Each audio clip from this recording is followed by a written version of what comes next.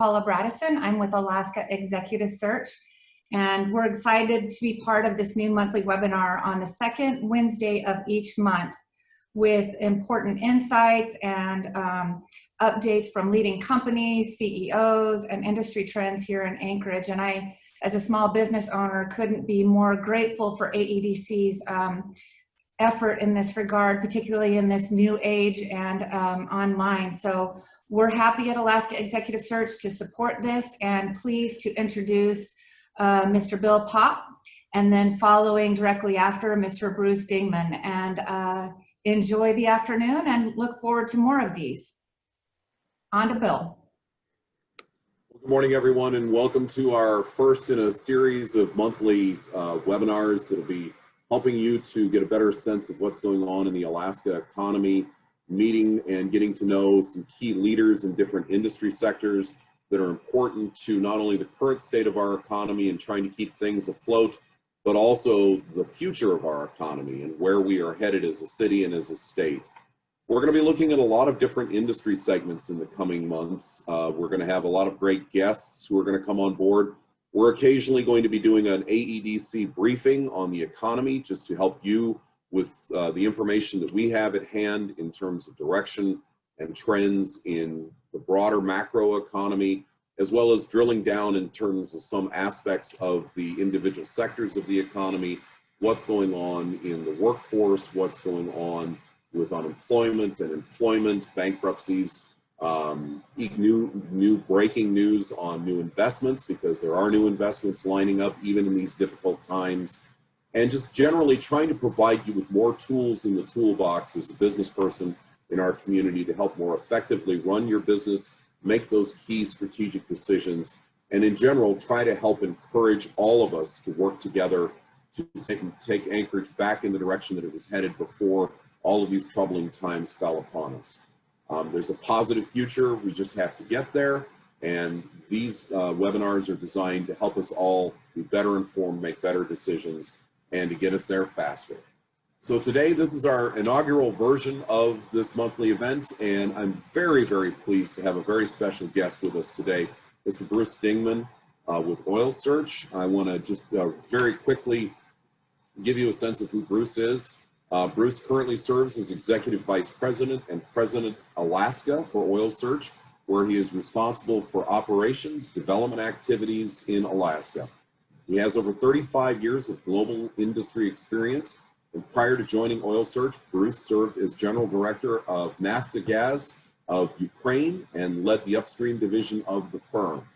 Now, Bruce began his career within Alaska, and since that time, he has held a wide range of technical, financial, and executive leadership roles covering a number of international and domestic locations at ConocoPhillips, Talisman, CASA Exploration, Naftogaz, and Oil Search. Bruce was born in South Dakota, and Bruce holds a bachelor's degree in petroleum engineering from the University of Wyoming and an MBA from Duke University. And he served as a member of the United Way Board of Directors, as an active member of the Society of Petroleum Engineers, and is a registered professional engineer in Texas. Bruce brings an incredible amount of experience and knowledge to today's discussion, and he's going to be helping us to better understand the important work that Oil Search is doing to bring on significant new resources for the future of Alaska's economy and our citizens. So Bruce, I'll go ahead and hand it off to you. Thank you so much for being with us today, Bruce. Well, thanks, Bill, and it's a real pleasure to join. Also, thanks to you and the entire AEDC for all that you do, and I know it's a vibrant organization that does a lot of good for the community, and it's just a real pleasure to join you and your team here today. Also, I'd like to thank you for taking the initiative to continue on virtually in spite of the COVID environment and all that, and find a creative way to continue our AEDC sessions. And also thanks to AES and Paula for sponsoring and supporting today's program. I do have a few slides that I thought we could flip through, and at the end of that we can take some Q&A as time allows. So the key focus of the talk will be about Oil Search's presence in Alaska and our pickup project. So I'll jump to the first slide here. We have a disclaimer here. It's the typical safe harbor verbiage. So it warns that there's no linkage to this in any market movements or other activities. So what I'll cover is just a brief introduction about Oil Search, what the company, and I'll describe our pickup project and a broad overview of it and what our status is. We've just come off a really large winter program that included both civil works, a large gravel program, and some exploration drilling as well. So I'll share the results of that with the group. And then talk about the status in light of COVID, the price drop, and the current macroeconomic climate that we're in, what our status and forward plans are. So that's the rough frame that we'll cover in the next 20 minutes or so here. So Oil Search has a long, proud history. We've been in existence since 1929. We actually had our 90th anniversary celebration last year. The company has about 1,200 employees worldwide. Our key legacy operations are in Papua New Guinea. We have both a large LNG project in cooperation with Exxon, Total, and Santos. And then we also have an oil field, series of oil fields with oil production as well in PNG. So that's the underpinning of the company. And Alaska represents a new entry. So there's really two principal business units, one in PNG and now one in Alaska. Our corporate headquarters are located in Sydney, Australia. One of the things that makes us different from other companies is our strong commitment to environment, sustainability, and governance items, and our commitment to communities. So we take a lot of pride in our commitment to responsible development. We do have experience, you might ask, why Alaska, given that our roots are in PNG? There's actually some commonality between the two environments. They're both, extreme environments in terms of tropical and climate in PNG, and then Arctic in Alaska. And, there's a harsh environment experience is relevant in both places. Additionally, culturally, there's large indigenous groups in PNG that we work with, and landowners. And similarly in Alaska, we have a close relationship with the native village of Nuiqsut, Kukpik, ASRC, and the Native Corps. So we feel that that experience in PNG has helped us progress our project here in Alaska as well. So that's a bit about Oil Search, our 90 years of history. Just wanted to elaborate a little bit further about our commitment to the community.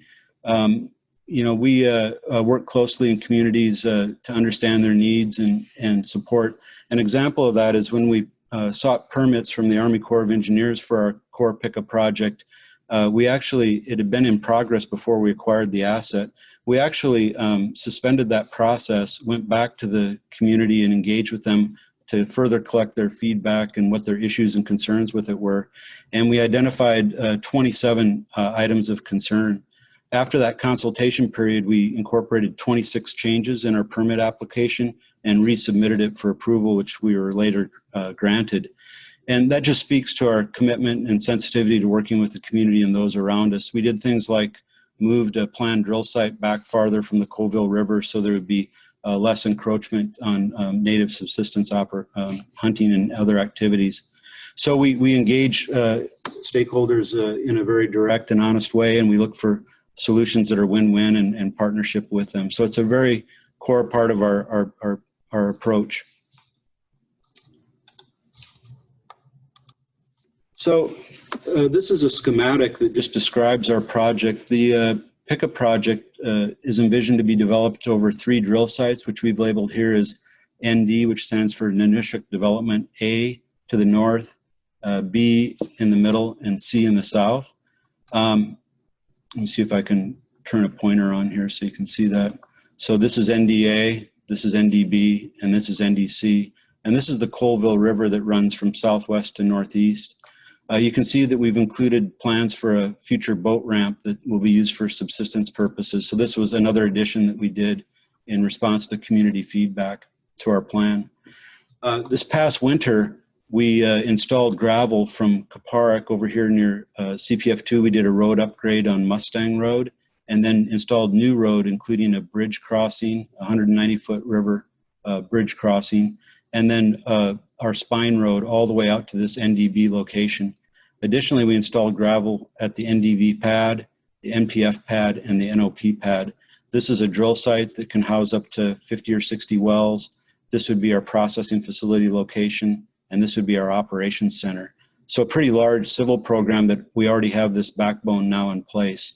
Ultimately, we'll also install drill sites at A and C with additional drill site facilities and wells there.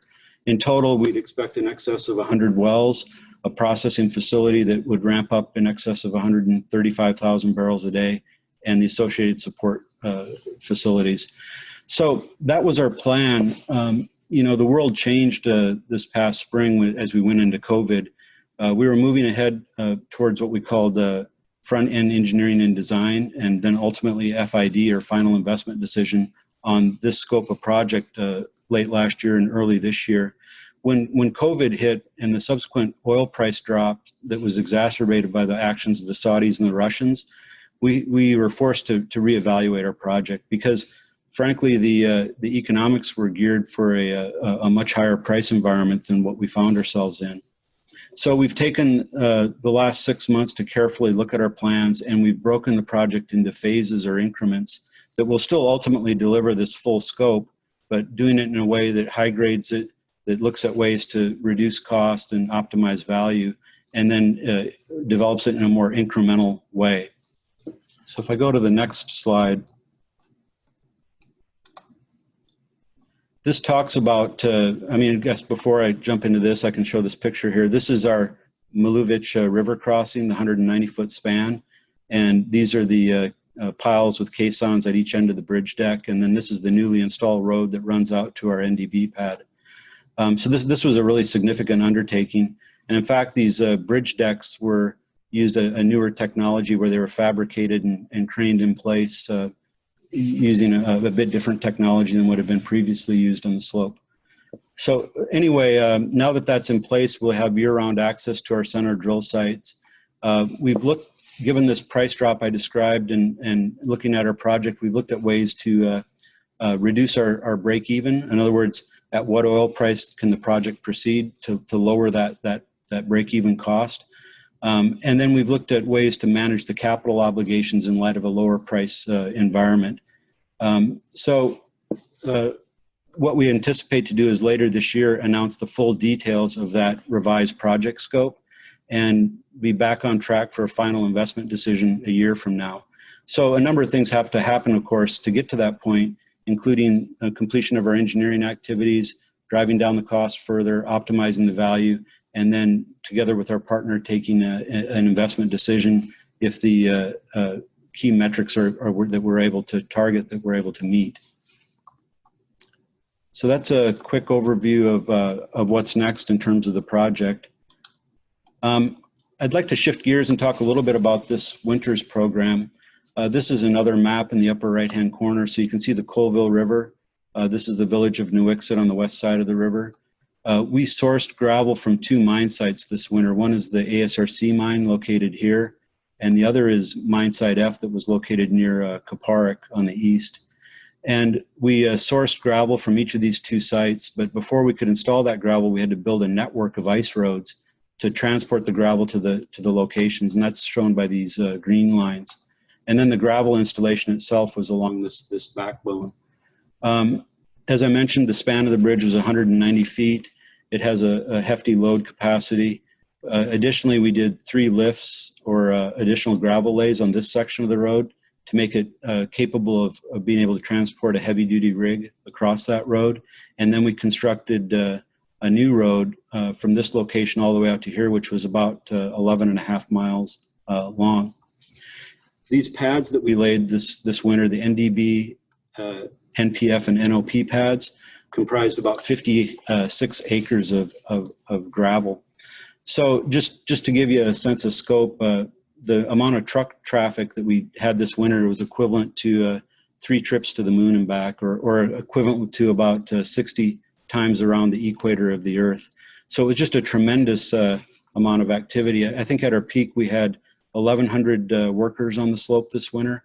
So I'm just really pleased with the results. We had no major safety or environmental issues during the course of that project. And I'd like to thank our suppliers. We had really good support from Nanook AFC and Cruise Construction in laying the gravel, as well as a whole myriad of other suppliers to help with the project. And, you know, as COVID was spinning up, we really carefully monitored the situation because we were worried about having an incident on the slope and potentially having to shut down. But we were able to get the full scope that we envisaged completed by the end of the season without having a COVID incident as well. So really pleased with the civils program. It was a huge undertaking, and it really represents the first increment of our development. So it's a tangible set of infrastructure now that exists that we'll be able to use going forward for the project. Shifting gears, we also had an active drilling program this winter. We had 2 rigs running, one that we deployed in an area called Midcook, which was the eastern end of our acreage position. This well, we had a rig, we drilled the main or mother bore penetration, and then we logged and collected key valuable information on that penetration. Then we sidetracked the well and did a full fracture stimulation and flow test of this well. And we were really pleased that it was a discovery. We encountered hydrocarbons not only in our target Nanushuk reservoir, but also in the deeper Alpine Sea reservoir. This flow tested at about 1,730 barrels a day, which is a strong rate performance for a single stage frac.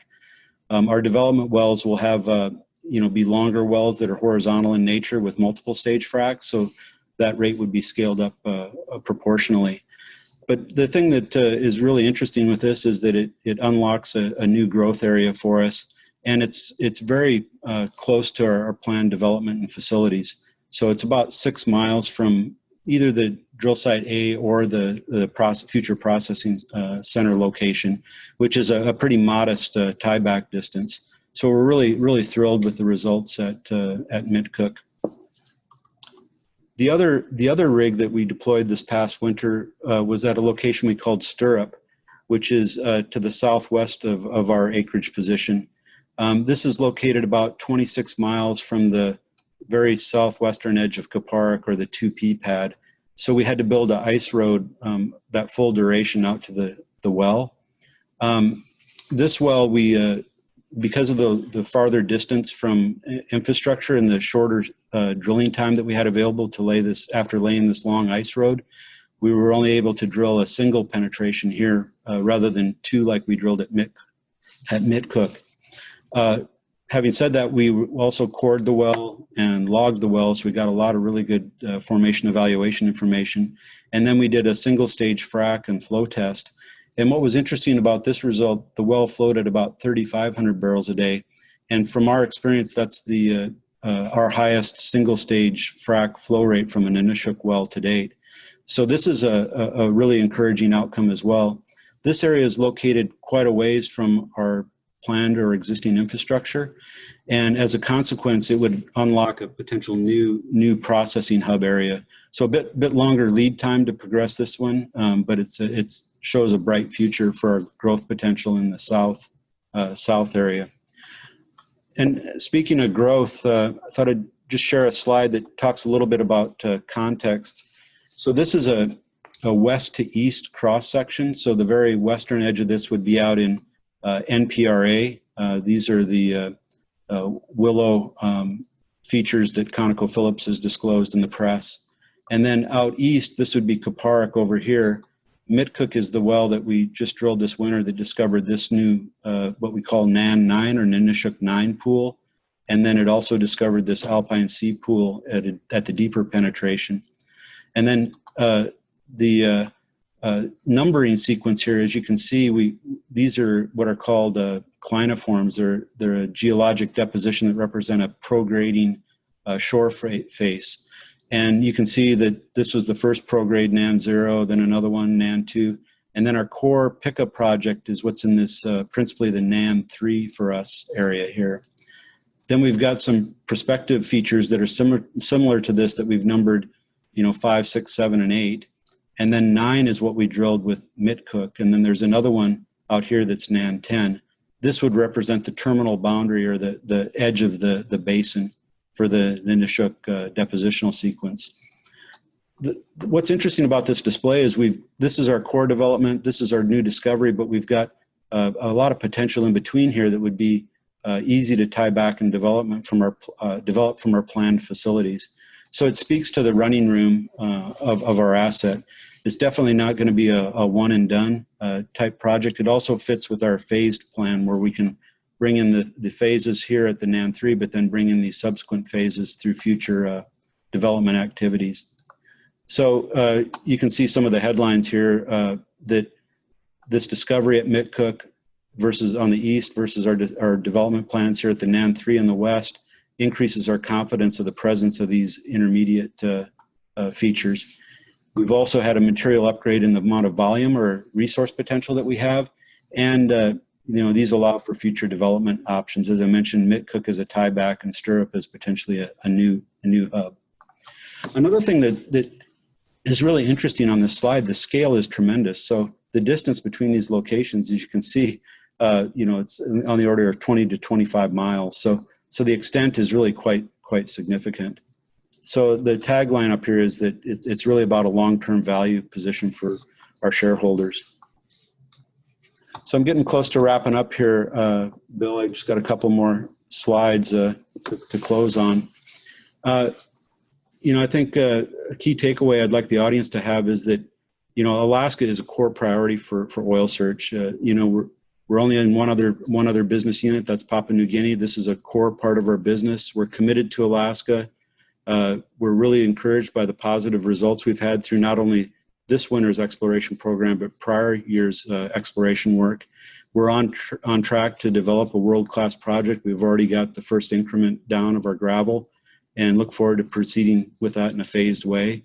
And then we're really looking at ramping up as business conditions improve and oil price recovers. This display over here shows some of our employment figures, in terms of annual. So this is annualized, not seasonal jobs, both on a direct and indirect basis. So you can infer from this the economic consequence of our project is huge, not only in terms of the oil revenues and profits, but also the multiplier effect that's realized through employment and work with our contractors and all the stakeholders that we touch. So it's really, I think, something of significance for the state.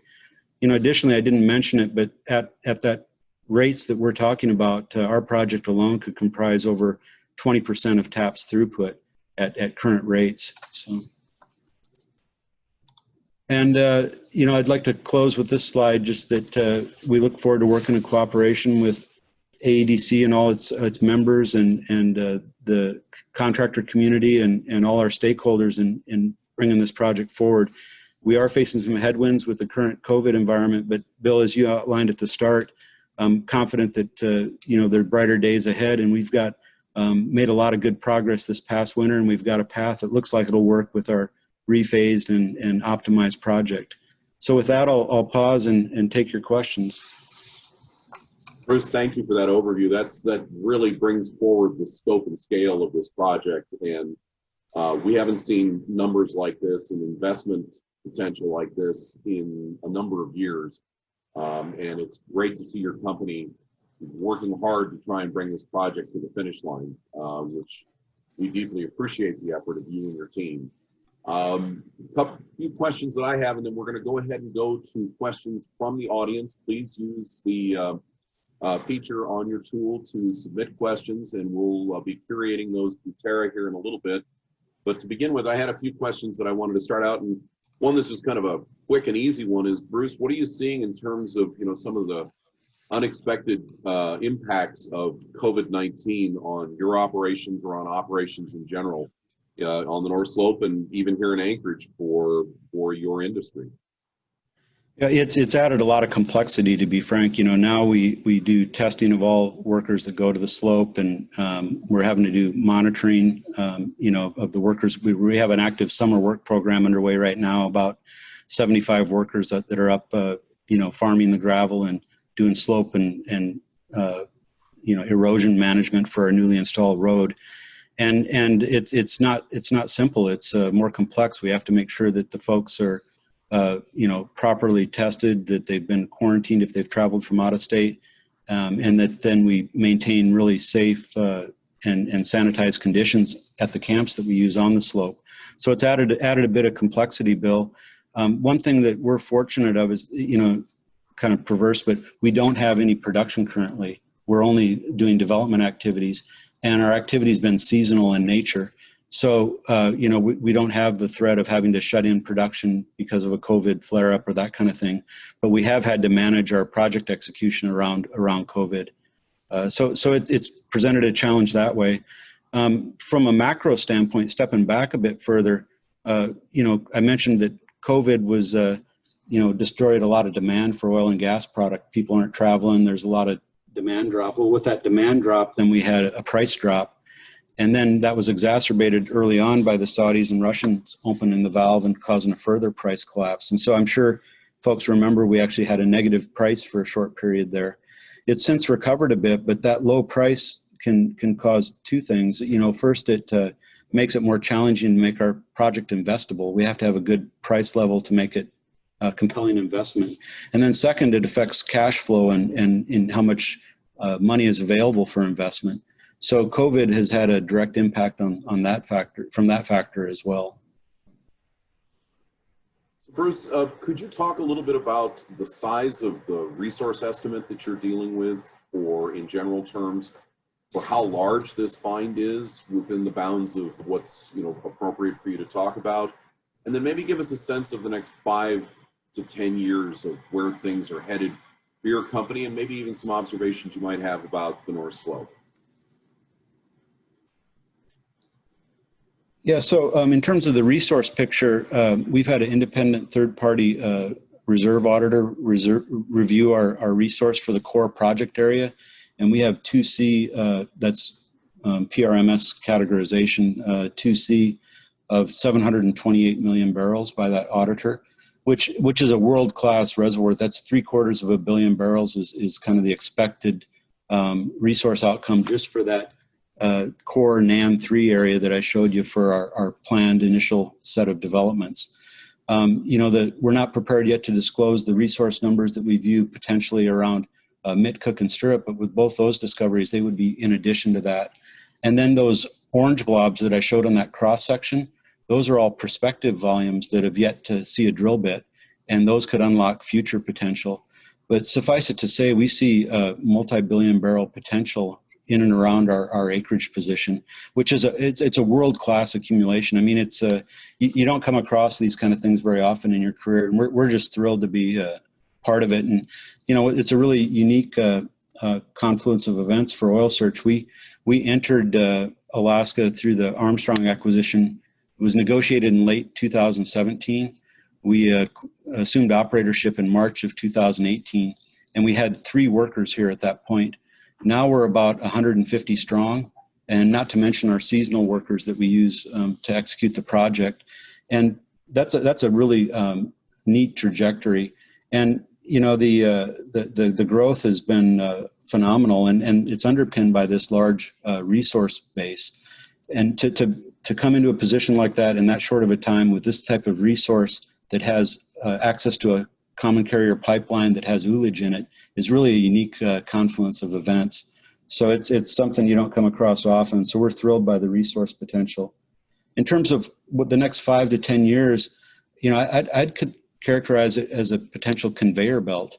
We're breaking the project into a bit smaller increments, so we're going to do this phased approach. But with the resource that we have, we see potential for these accretive projects to just be executed one after the other for a significant amount of time. So it's a really long-term development potential. In terms of my observations on the slope, I spent my early career up here, when Prudhoe was still on plateau and Kuparuk was just coming on and those kind of things. And, the slope has matured. There's a really capable contracting community and a lot of infrastructure and resources. I'd say that that's a real positive. A concern is that it's been battered. The downturn, the price environment, the risk of fiscal change, all that has created a fair amount of uncertainty. And I'm worried about the strength of our contractor community in the long haul. being able to weather this downturn so that we can be well positioned to execute on the upside coming out of it. But those are a few thoughts to your questions there. Sure. Well, following along on those observations, one of the things that AEDC is very concerned about is this pending vote on Ballot Measure 1, which we see as a significant challenge to the future of the oil patch in terms of new investment. And we've heard it said from the proponents of Ballot Measure 1 that it's only going to affect the existing three large fields, that it's not going to have an effect on other companies that are trying to develop new resources. I'm interested to know what your thoughts are on that and what you might want to share in regards to your perspectives on Ballot Measure 1. Yeah, I don't agree with that. I think that's a misnomer. I mentioned that our 2C resource potential is in excess of 700 million barrels, and we have running room beyond that. So, I think my understanding in Ballot Measure 1 is that at volumes in excess of 400 million barrels, the production tax credit is eliminated. So it has a potential for a huge impact for us. But stepping back from it, any fiscal change is destabilizing. Investors look for continuity and consistency, and changing the fiscal environment just sends a destabilizing message to the investor community. And these are long-term investments. They're not 1 or 2 year investments. These are decade type investments. So anything that changes the fiscal structure is detrimental, and we're not immune to it because our volumes will be in excess of the threshold. That may not be true in the early phases, but ultimately it would be. Okay. Another related question, what are you observing in the labor force market right now? What are the conditions in terms of how easy is it for you to find the talent that you need here in Alaska? I know that your company, I've read in many different statements that you're very focused on local hire. How is it to work to attract, what kind of efforts are you having to exert to get that workforce in place, to get the key skill sets that you need? We've been really successful in recruiting and building our team.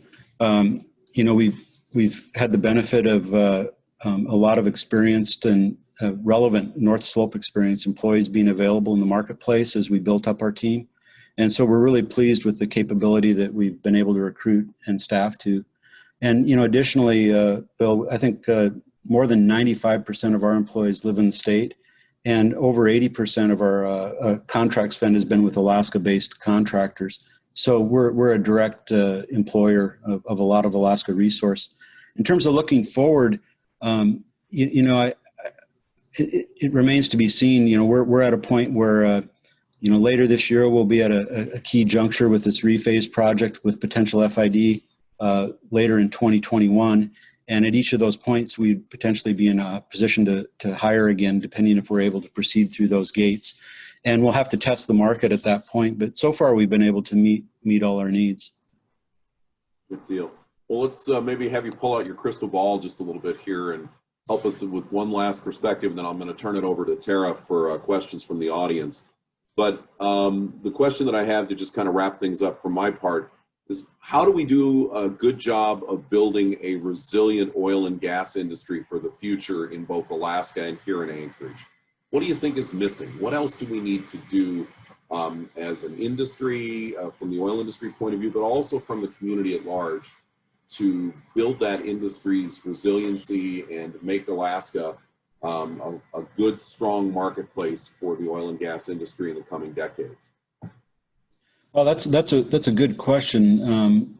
Probably need to noodle on it a bit, but off the top of my head, a couple things that would really help is, first, we have to have a strong underpinning of good resource, right? And that means access. So, access to acreage, that is resource bearing. Another key enabler would be, like we talked about, a stable fiscal regime, a good investment climate. Another is access to capital, the capital markets. I don't know if you followed, but there's been a fair amount of press about, the investment community limiting investment in the Arctic over concerns about climate change and these kind of things.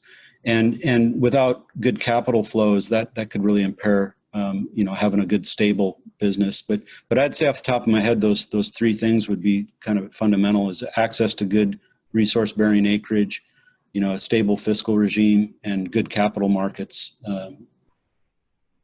Okay. Well, Bruce, I'm going to wrap up my questions there. I think I'm going to hand it over to Tara now. She's been monitoring questions from the audience. And of course, audience members, if you've got questions, please make sure to use the Q&A feature and get those questions in. So Tara, what have you got for us? So we have one question here for Bruce, and it says, can you confirm when you expect to know the first phase scope and start timeline?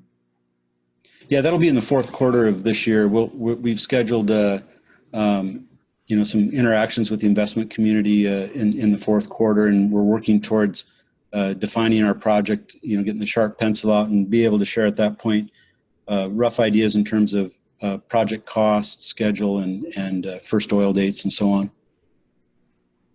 Great, thank you. All right, we have another one here. How have the SOA regulators been to work with? Have they been reasonable? So I have to say the state of Alaska has just been a brilliant partner. We've really enjoyed our interactions with the Department of Natural Resource, and underneath that, the Department of Oil and Gas, Department of Revenue, and associated entities.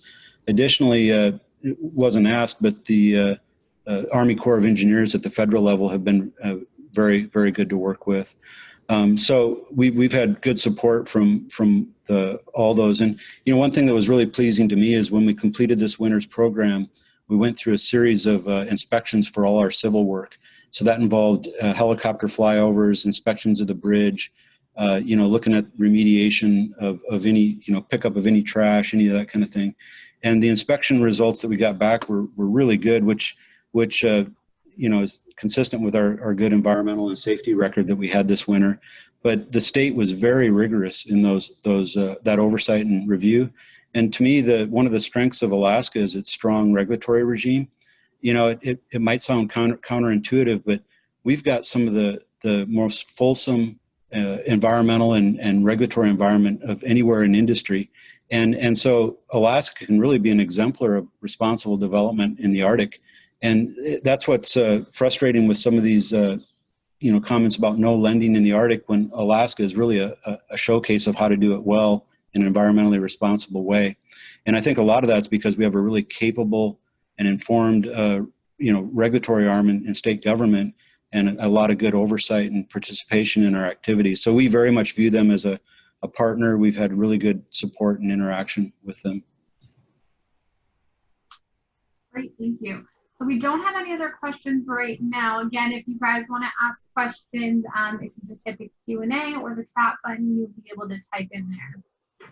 Tara, I'm going to jump in with one more. And Bruce, you can decline to answer this one if you choose to. I mean, it's just one that I actually ask myself every now and then. What keeps you up at night right now?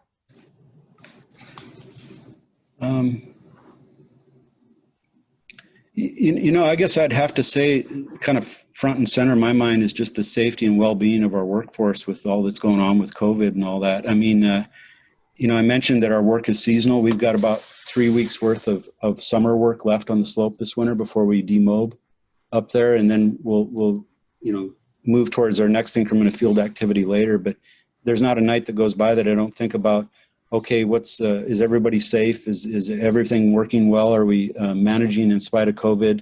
And you know, it's the safety and well-being of the workers that really is kind of front and center in my mind. You know, that's kind of the day-to-day reality that we live in.